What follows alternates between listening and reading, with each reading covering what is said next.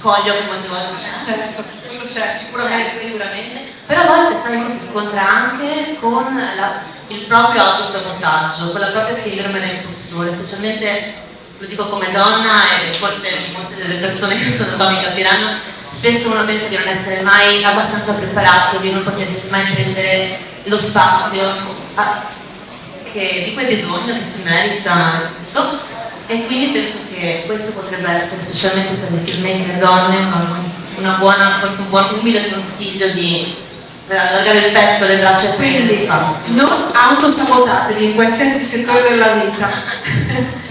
Adesso ti faccio una domanda che non è prevista, ma mi piacciono più le cose spontanee.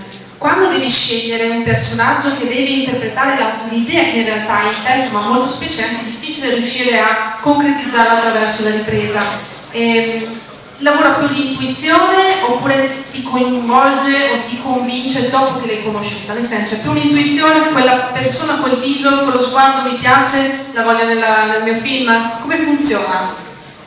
Credo molto nel sincretismo, nella magia, e penso che a volte se uno si apre a questo arrivano delle storie, arrivano delle persone, arrivano dei corpi, arriva a noi quello che in quel momento va bene che noi raccontiamo, no? Magari c'è un'altra cosa che è meglio che la racconti tu, ma sono sicura che quello che arriva a te è giusto che arrivi a te, quello che arriva a me arrivi a me, e così via.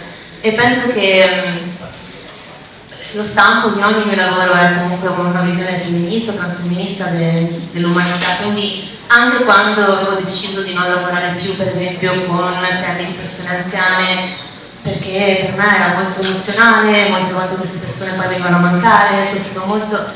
Poi per gli ultimi 5 anni sono comunque arrivati temi di persone marginalizzate, anziane, quindi penso che alla fine uno si possa anche un po' arrendere, ci sia una resa, dire che questa storia mi ha chiamato, mi ero probabilmente aperta a questo e l'accolgo con Quindi abbiamo una cosa in comune, crediamo molto nelle coincidenze.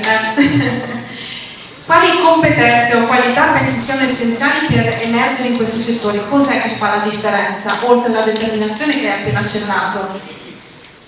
Allora, una cosa che a me purtroppo per fortuna non mi appartiene, le conoscenze sicuramente possiamo far finta che non sia vero, però se una persona conosce è più facile, purtroppo lo sappiamo. Non è una cosa che è successa a me, però se una persona ha la possibilità, penso che sia giusto usare, non a livello di nepotismo o di scavallare, però di imparare. Per esempio, se io ho la possibilità di imparare da un regista che lavora già da 30 anni, chiedere consigli, scenari, sicuramente se uno ha la possibilità è una cosa molto...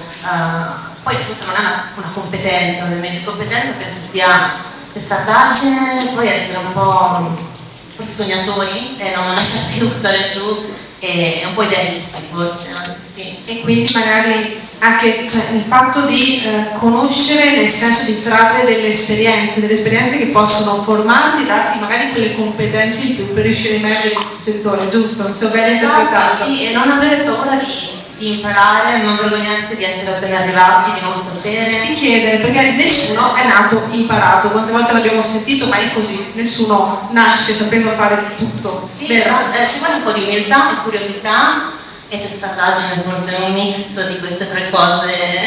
Mi piace questo accostamento. Allora Silvia, hai progetti futuri in cantiere? Che cosa farai nel prossimo futuro? Guarda, parlando di magie, coincidenze, sincretismi, il progetto nuovo sarà l'opera prima, quindi finalmente un lungometraggio che sarà un ibrido tra documentario e fiction, e ha una produzione tedesca. Abbiamo ricevuto, adesso sono in fase finale di scrittura, grazie a un fondo al Senato della Cultura, quindi piano piano stiamo arrivando, spero presto, al momento delle riprese, e per questo stiamo cercando un prodotto, produzioni, collaborazioni. Ed è un film che è nato dalla magia delle coincidenze, praticamente. Ritorniamo sul punto. Sì, è un film che ancora una volta sulla memoria, è ancora una volta un film che racconta storie di persone, di donne, di persone della comunità LGBT, ma anche, specialmente scrivendolo, penso sia un film che lavora molto sullo spazio magico e liminale tra il mondo dei vivi e il mondo dei morti.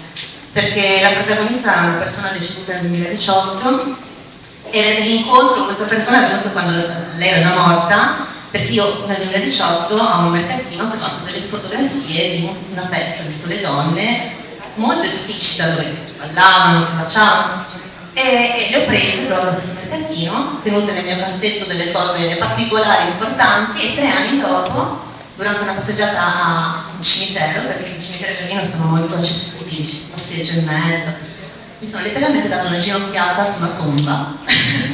Ho detto, boh, a casa controllerò questo nome, vediamo chi è. Sono arrivata a casa, scrivo il nome, esce un articolo, una donna che avevo creato un gruppo di lavoro negli anni del muro, Berlino Est, un gruppo di lavoro per donne. Apro la foto, riconosco che questa donna era ritratta nelle foto che avevo trovato, erano 3 anni prima del 2018. Quindi da lì si è aperta una serie di... Non hai potuto non farci un film su questo.